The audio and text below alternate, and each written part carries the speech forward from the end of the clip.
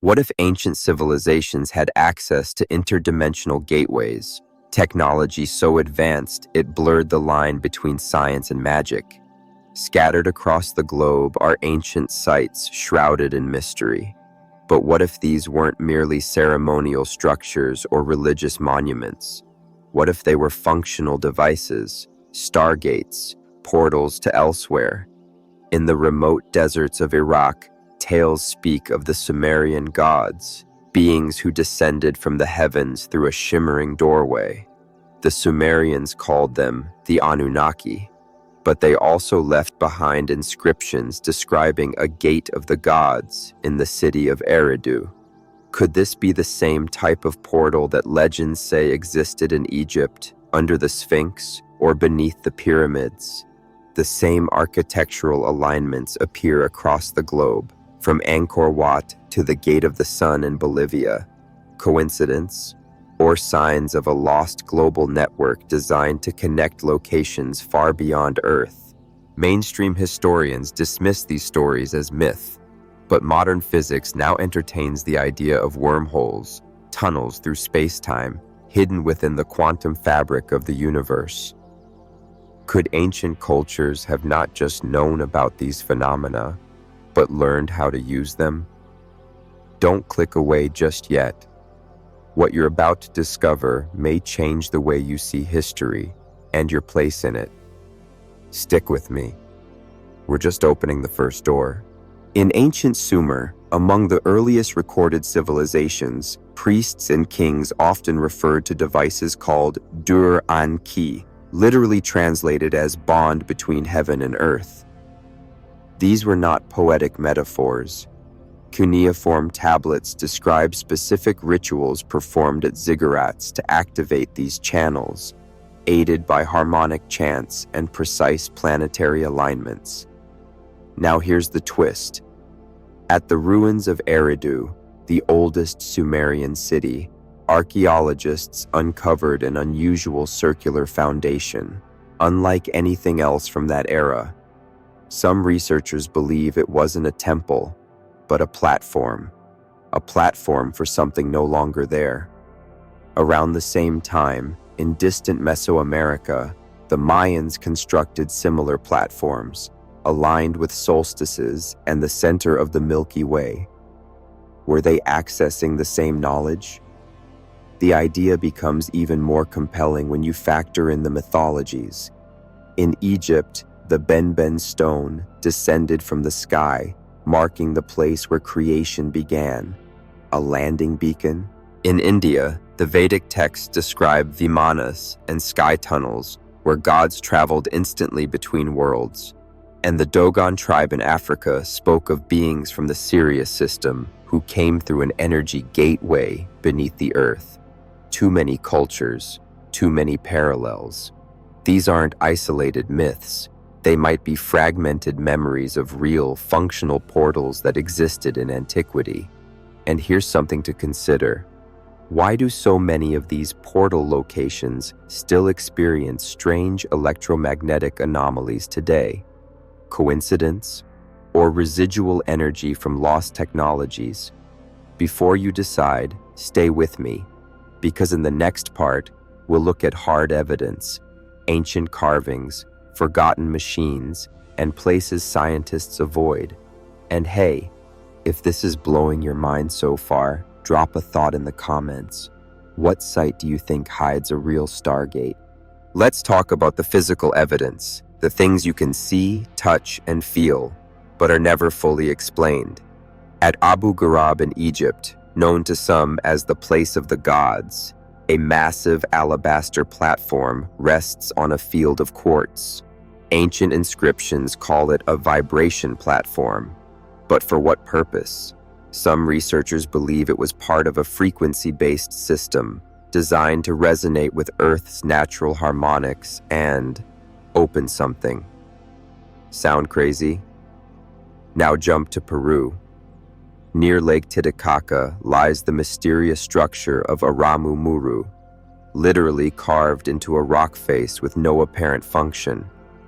Local legend says shamans still use it as a portal, and eyewitnesses have reported bizarre time slips and flashes of light at the site. And then there's Göbekli Tepe in Turkey, over 11,000 years old. The pillars are covered in symbols of stars, gateways, and celestial beings. Why would a prehistoric people with no writing or tools build a monument to the sky?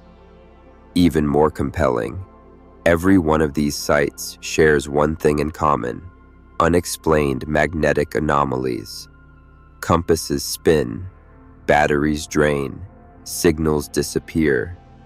It's as if these places were deliberately built on power nodes, intersections of Earth's natural energy grid.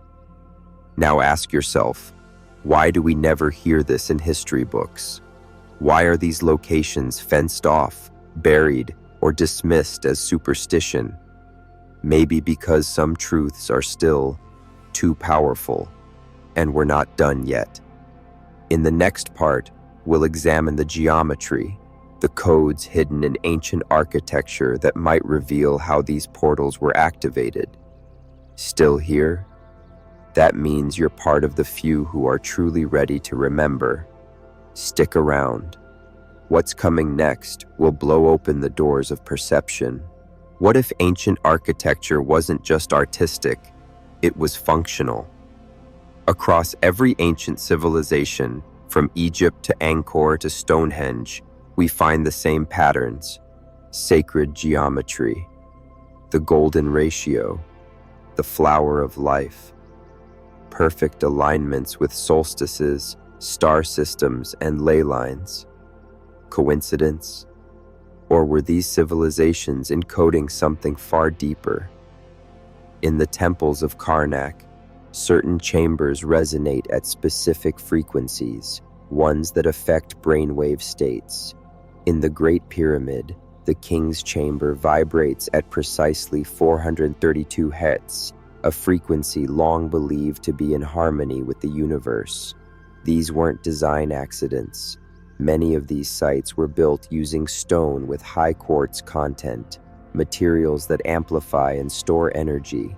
Combine that with precise geometry and cosmic alignments, and what do you get?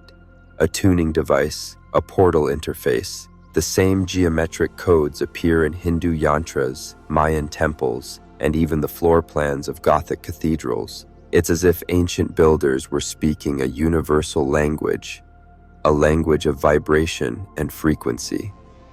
Tesla once said, "If you want to understand the secrets of the universe, think in terms of energy, frequency, and vibration."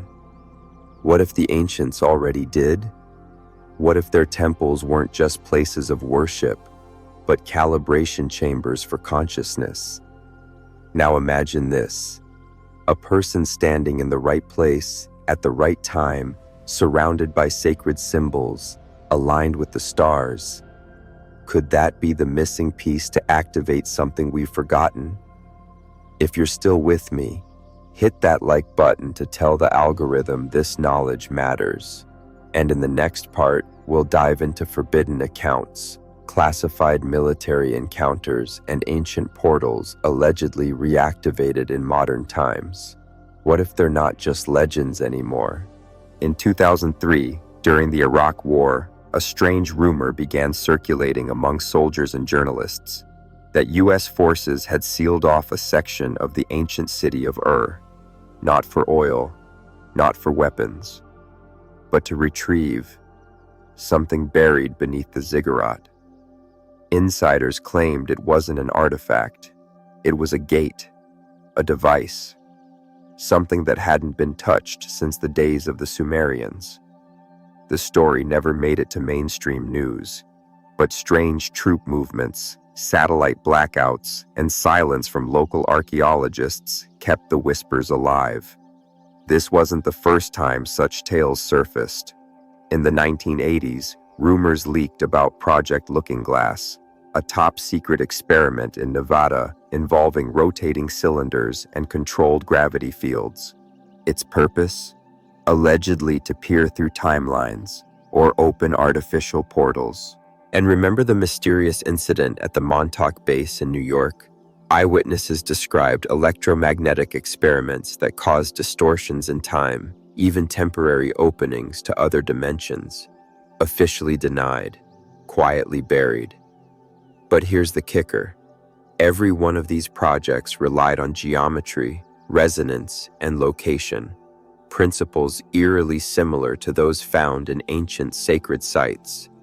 Which begs the question, did these governments rediscover lost knowledge, or were they continuing work that had never really stopped? Now, before you scroll away thinking, just conspiracy theories, ask yourself, why are governments pouring billions into quantum research and energy frequency technologies, while ignoring basic archaeological preservation? Maybe they know something we don't. In the next part, we explore one of the most chilling theories of all, that some portals never closed, and something may still be using them. Still with me? You're not alone, and this journey is just getting started. There's a chilling question many researchers are afraid to ask. What if some of these portals never shut down? What if something is still coming through? In remote regions of the world, strange phenomena persist around certain ancient sites. People report sudden disorientation, missing time, unexplainable lights, or encounters with beings they can't describe. Take the Door of the Gods near Marca, Peru.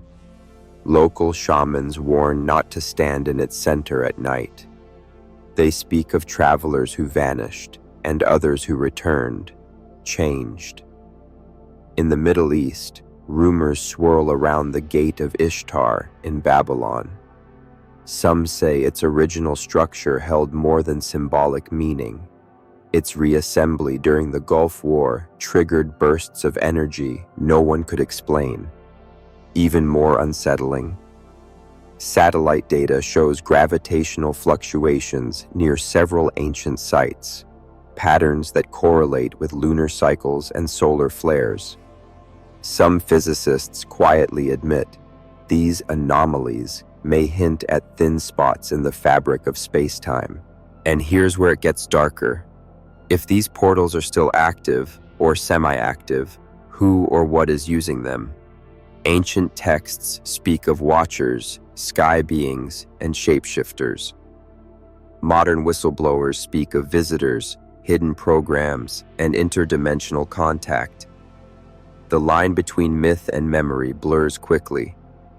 Now ask yourself, were these gates meant to bring knowledge? Or were they always a doorway for something else entirely? Still curious?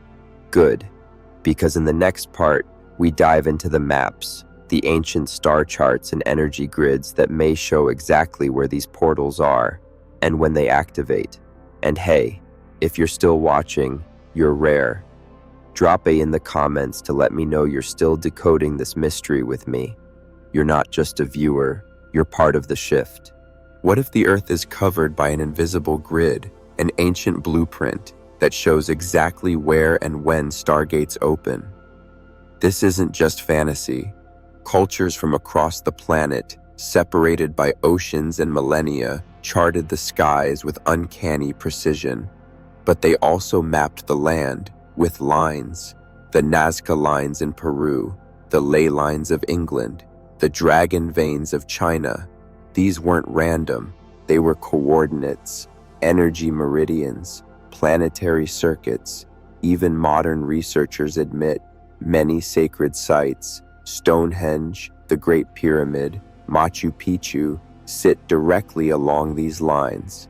When aligned with certain stars or celestial events, energy spikes occur, instruments detect it, animals react to it, and sometimes strange phenomena follows. Take this.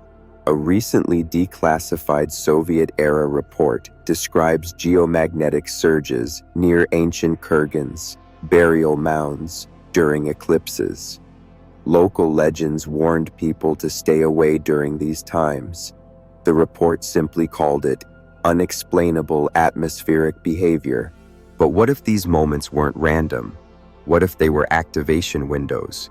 Indigenous elders from Australia to the Hopi in North America speak of dreaming tracks or spirit roads, pathways that connect sky to earth, places where the veil is thin, where communication or transport is possible. Modern science is just starting to catch up, with theories of Earth's electromagnetic field acting as a resonant container affected by human consciousness and solar activity. In other words, certain places, at certain times, with certain frequencies, can open the door. And here's a thought that might haunt you. What if ancient people weren't predicting eclipses and alignments? They were waiting for them. So what if the real secret of the Stargates was never about technology? What if it was about consciousness? Throughout every ancient tradition, from the shamans of the Andes to the mystics of Egypt, there's one recurring theme. The gate doesn't just open out there, it opens in here, inside. The portal is both physical and mental. The key? Resonance, intention, awareness. When a person stands at the right location, in the right state of mind, harmonized with specific frequencies, something happens. A shift, a thinning of the veil, a doorway. And maybe that's why the knowledge was hidden, because the real power of these ancient gates wasn't to escape Earth, but to remember who we are, timeless beings, conscious explorers, builders of bridges between worlds. Modern science is finally catching up. Studies on theta brainwaves, zero-point energy, and quantum coherence point to the same truth ancient cultures whispered in stone. The human body, the planet, and the cosmos are all wired for connection. And now, maybe more than ever, those gates are calling again. Not for everyone, just those who are truly listening. So ask yourself, are you ready to remember? If you've stayed with me through this entire journey, thank you. You're not just watching, you're awakening. Hit subscribe if you haven't yet, because this isn't the end. It's a beginning, and I'll see you on the other side.